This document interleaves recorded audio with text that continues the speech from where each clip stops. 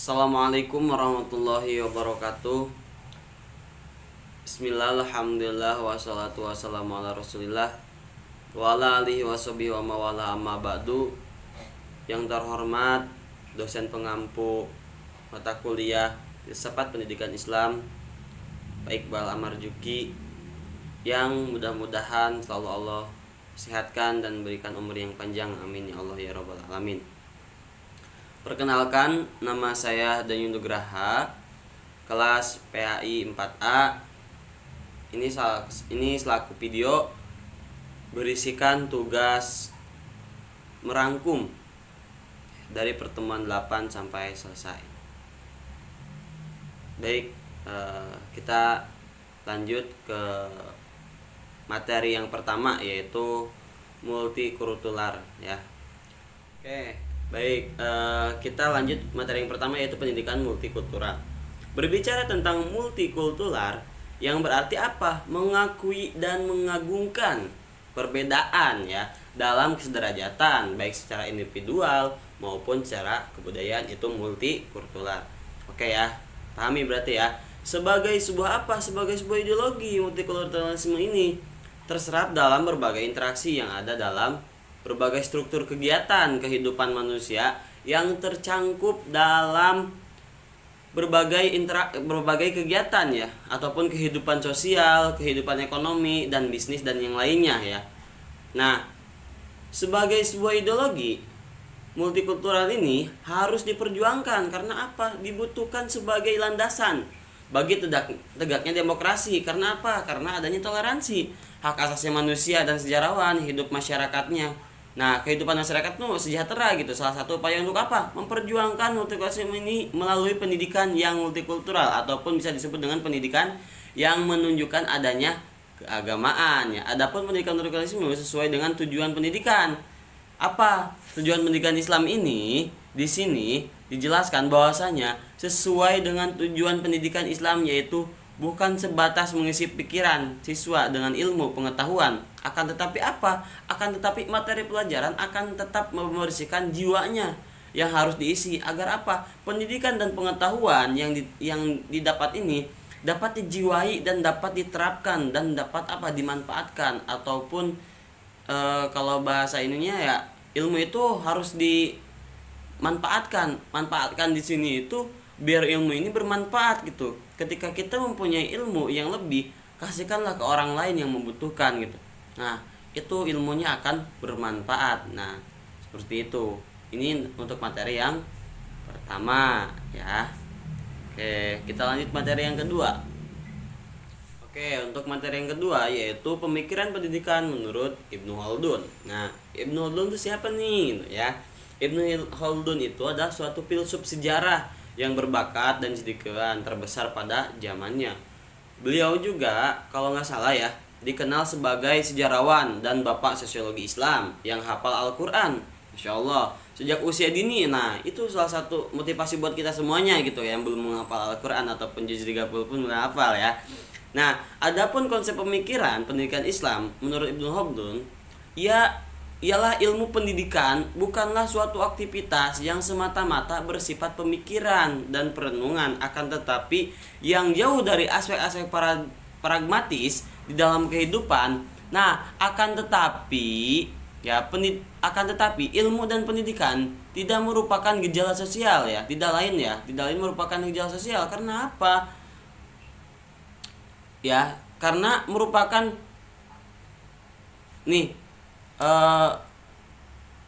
tidak lain merupakan gejala sosial yang menjadi ciri khas apa? Jenis insani. Nah, karena apa? Karena Ibnu Khaldun pun mengemukakan bahwa manusia itu secara esensial bersifat bodoh. Nah, layaknya seperti binatang, manusia diibaratkan hanya serupa setetes sperma, segumpal darah, sekerat daging. Nah, artinya manusia itu adalah sejenis hewan, namun Allah yang telah membedakan manusia dengan hewan, yaitu memberi apa? Memberi akal pikiran kepada manusia.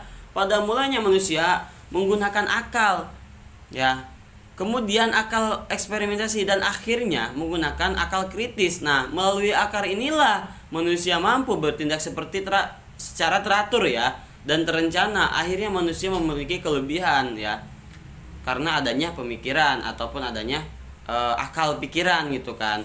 Nah, maka dari itu Ibnu Khaldun pun ya ada 4 faktor ya menurut Ibnu Khaldun yang ditawarkan ya, yakni apa? Yang pertama, pendidik, peserta didik, metode pengajaran, dan metode ataupun materi pendidikan ya. Pemikiran Ibnu Khaldun ini lebih kepada realistis ya. Jadi lebih kepada ya terjadinya sesuatu gitu kan. Nah, maka dari itu bahwa pendidikan bukan hanya untuk mengangkat derajat manusia saja, namun agar apa? Agar manusia mampu memperoleh penghasilan dan menghasilkan industri untuk eksistensi kehidupan manusia ke depannya dan lebih maju lagi gitu. Sedangkan salah satu pemikiran beliau tentang jangan berhenti terlalu lama ya. Terlalu lama apa? Dalam proses belajar. Karena apa? Itu belum ditemukan ya dalam teori para ahli pendidikan masa sekarang. Jadi dapat disimpulkan bahwa pemikiran Ibnu Khaldun ini, pendidikan Islam tidak hanya mementingkan keagamaan saja, melainkan juga dari segi keduniaan. Menurutnya, keduanya tidak kalah pentingnya. Nah, karena apa? Karena kita hidup di dunia ini, ya, bukan hanya hidup di dunia aja gitu kan. Pasti ada di akhiratnya, dan kita juga tidak akan hidup di akhirat aja. Tapi kita juga kan menginjak dulu di dunia gitu. Nah, maka dari itu, ya, Ibnu Khaldun ini ya, Al-Quran adalah sebagai pelajaran awal yang harus diberikan kepada anak. Jika anak sudah mencapai taraf perkembangan berpikir sesuai tingkat kemampuan, maka dari itu agar menjadi dasar dalam pendidikan yang dijadikan sebagai pondasi bagi kelanjutan proses pendidikan dan pengajaran itu adalah Al-Quran. Nah, itu adalah materi yang kedua ya. Kita lanjut materi yang ketiga. Oke, untuk materi yang ketiga temanya adalah pendidikan ya menurut Muhammad Abduh ya, pemikiran pendidikan menurut Muhammad Abduh. Nah, Muhammad Abduh itu siapa sih gitu kan? Dia adalah satu tokoh yang populer ya, yang paling bersemangat melakukan pembaharuan. Bagi siapa? Bagi kehidupan di dunia gitu kan, khususnya ruang lingkupnya Islam gitu kan. Khusus pendidikan Islam. Nah, pendidikan Muhammad Abduh bertujuan untuk menjadikan akal dan jiwa serta mengembangkan hingga batas-batas yang memungkinkan anak dididik ya mencapai apa? Mencapai sebuah kebahagiaan hidup di dunia maupun di akhirat. Muhammad Abduh merumuskan apa? Kurikulum berdasarkan tingkatan-tingkatan, yaitu berdasarkan menengah, tinggi. Nah, itu pengorganisasian ini didasarkan pada pembagian ya manusia sesuai dengan lapangan ya, sesuai dengan lapangan. Diterapkan apa? Diterapkan dalam proses pembelajaran ya. Haruslah gitu kan. Metode pembelajaran ini yang dapat membuat murid tidak apa? Tidak sekedar ingat tetapi juga paham terhadap apa yang dipelajarinya. Ya, atau dengan kata lain, metode pembelajaran yang dapat memudahkan siswa untuk belajar. Nah, itu. Nah, jadi pada intinya kita yang penting bisa memahami gitu kan, walaupun emang metode pembelajaran kurang tepat ataupun gimana, yang jelas esensi dari belajar itu harus kena gitu kan. Nah, seperti itu. Nah, sebagai sosok pembaharu, Muhammad Abduh memiliki apa? Memiliki andil besar ya dalam perbaikan pembaharuan ya. Ya, karena apa? Beberapa kontribusi pemikiran pendidikan Muhammad Abduh dalam pengembangan apa? Pengembangan teorinya pendidikan Islam, di antaranya ya purifikasi, reformasi pendidikan gitu kan. Terus formulasi dan penyatuan ilmu agama dengan ilmu pengetahuan. Itu salah satu apa? Salah satu bentuk prestasi yang didapatkan oleh Muhammad Abduh ya. Untuk apa? Untuk pengembangan ya pemikiran pendidikan ya, khususnya ruang lingkupnya agama Islam. Nah, seperti itu. Ini untuk materi yang ketiga. Kita lanjut materi yang keempat. Baik, kita lanjut materi yang keempat ya. Materi yang keempat ini yaitu tentang pemikiran ya pendidikan Muhammad Gajah Madalan ya. Dia pasti terkenal lah. Dia tokoh Muhammadiyah dan salah satu pembaharu penggerak Islam yang ada di Indonesia gitu kan. Nah, mohon maaf. Nah, Muhammad Dahlan ini mengambil peran dalam apa? Dalam mengembangkan pendidikan Islam Dengan apa? Dengan pendekatan-pendekatan yang lebih modern. Ia berkepentingan dengan mengembangkan pendidikan Islam masyarakatnya. Menurutnya tidak sesuai dengan Al-Quran dan hadis. Nah, maka dari itu Kiai Ahmad Dahlan juga merupakan pendiri organisasi Muhammadiyah. Nah, ini yang saya tadi bilang ya.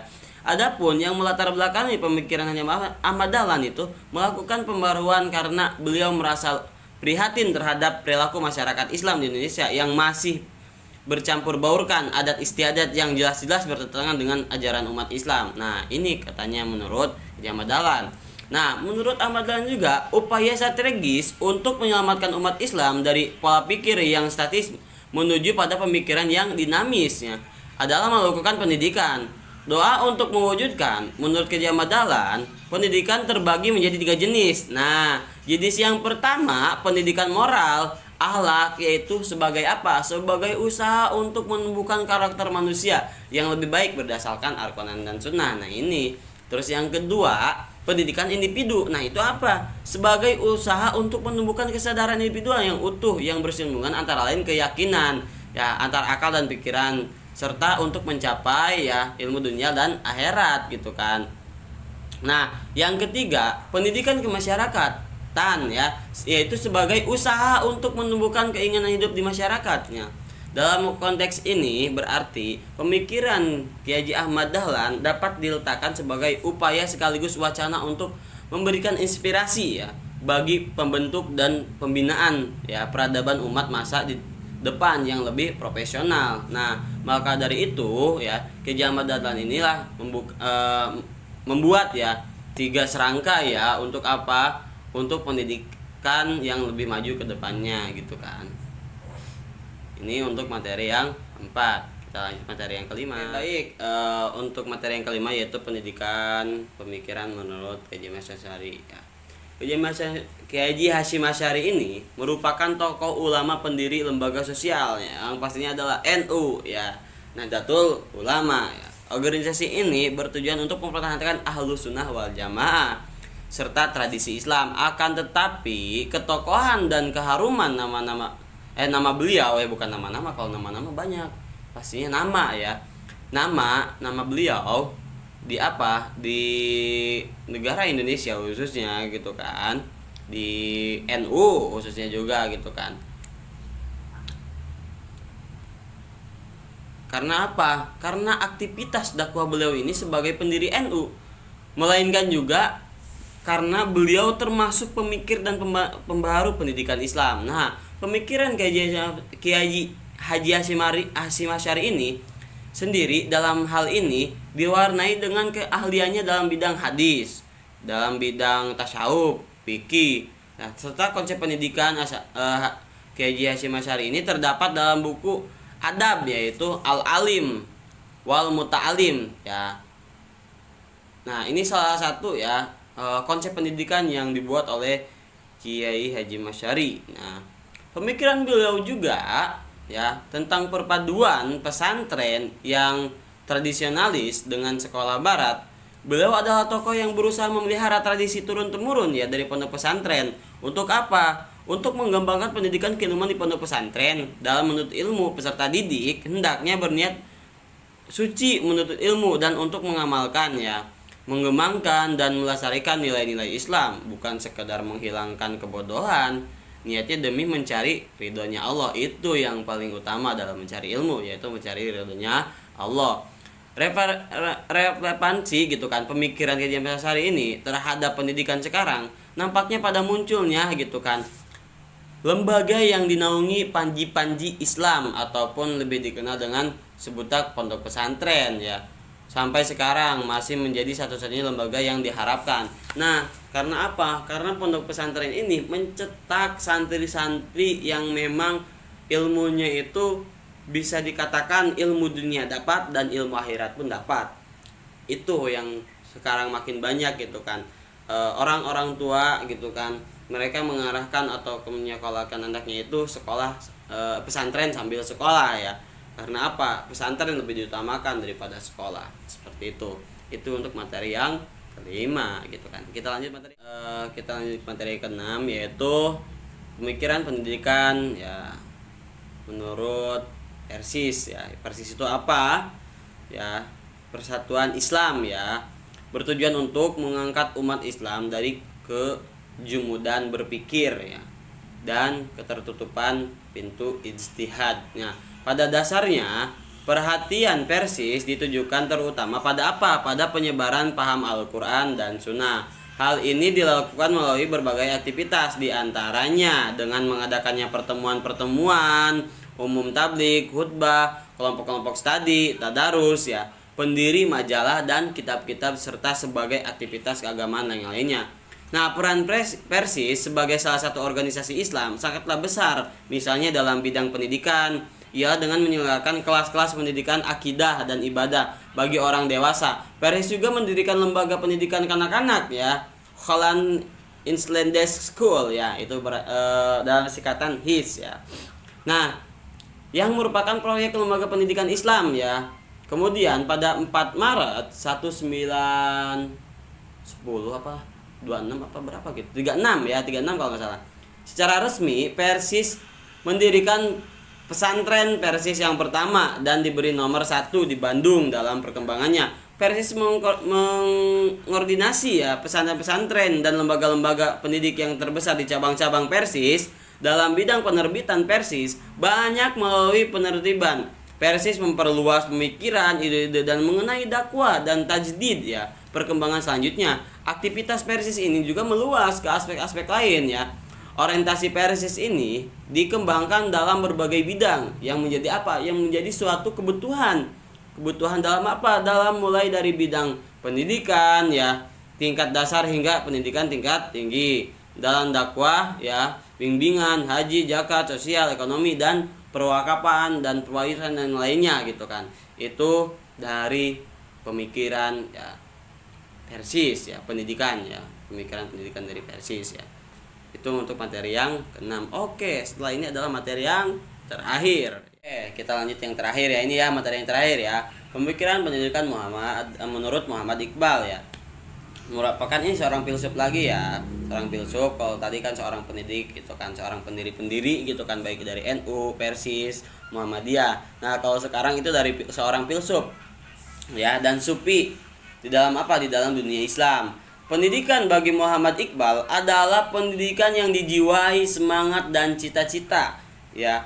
Pendidikan yang dijiwai ya, menurut Muhammad Iqbal ini merupakan sumber inspirasi ya bagi tata kehidupan sosial, kebudayaan gitu kan. Nah, maka seharusnya pendidikan bersifat apa? Bersifat dinamis dan kreatif, didasarkan pada kemauan dan kemampuan agar dapat menguasai seni, ilmu pengetahuan, ya kecerdasan dan kekuatan ya. Pendidikan tersebut adalah pendidikan yang berbasis keyakinan yang optimis mengenai tujuan akhir hidup manusia. Muhammad Iqbal berpendapat bahwa ilmu pengetahuan ya, bukan pengetahuan, mohon maaf, memiliki peran penting ya. Maka manusia tidak hanya mampu menguasai alam, namun mampu menguasai ya menggunakan metode-metode ilmiah ya, sehingga dapat menata kembali kehidupannya menjadi apa? Menjadi gitu kan, menghadapi ataupun yang tadinya tidak semangat ya, bukan menghadapi, yang tadinya semangat menjadi semangat dalam menghadapi, semangat untuk menjalankan apa? Menjalankan tugas gitu kan, mencari ilmu di dalam kehidupan yang realitas gitu kan pastinya. Nah, maka dari itu, pendidikan merupakan suatu keharusan yang hendaknya diarahkan untuk menghidupkan kembali ya roda-roda pendidikan atau pengetahuan, memberikan kekuatan terhadap apa? Terhadap kekuatan pada individualis manusia gitu kan, terhadap dirinya sendiri, agar apa? Agar terwujud gitu kan. Terwujud apa? Suatu ilmu yang didapat oleh dia gitu kan, dan menyejukkan dan serta menenteramkan antara siswa didik dengan pendidik lainnya. Kalau misalkan kita saling tentram gitu kan, enak dalam mencari ilmu pengetahuan ya. Nah, pendidikan berupaya menemukan dan mereplikasi gitu kan sumber-sumber kebudayaan gitu kan nasional dengan memberikan manfaat sehingga memberikan hasil kegiatan yang kreatif ya, penuh dengan semangat serta cita-cita untuk mencapai tujuan kehidupan manusia. Nah, hakikat referensi pemikiran Muhammad Iqbal tentang pendidikan dengan pembangunan gitu kan, memberikan inspirasi bagi setiap manusia Indonesia ya, yang pastinya ya di mana lagi gitu kan, ini kan di Indonesia gitu ya, agar senantiasa dapat memawas diri terhadap pendidikan yang selama ini dilaksanakan ya. Pendidikan yang diharapkan adalah sesuai dengan nilai-nilai luhur yang terdapat dalam sila-sila Pancasila, yaitu nilai-nilai moral gitu kan, moral kenegaraan yang sesuai dengan karakter bangsa Indonesia, dan pendidikan yang mengutamakan kepribadian dengan mewujudkan keseimbangan berupa kebahagiaan lahiriah dan batiniah. Nah, untuk apa? Untuk kebahagiaan material dan spiritual yang berada di wilayah Negara Kesatuan Republik Indonesia yang berbineka tunggal ika. Nah, mungkin itu saja yang dapat saya sampaikan. Mohon maaf apabila ada kekurangan, karena memang di sini juga saya masih belajar, dan mudah-mudahan apa yang tadi saya sampaikan ini bisa bermanfaat bagi sahabat-sahabat semuanya gitu. Sekali lagi saya mohon maaf ya. Sekian dari saya. Wallahu muwaffiq ila aqwamit thoriq. Assalamualaikum warahmatullahi wabarakatuh.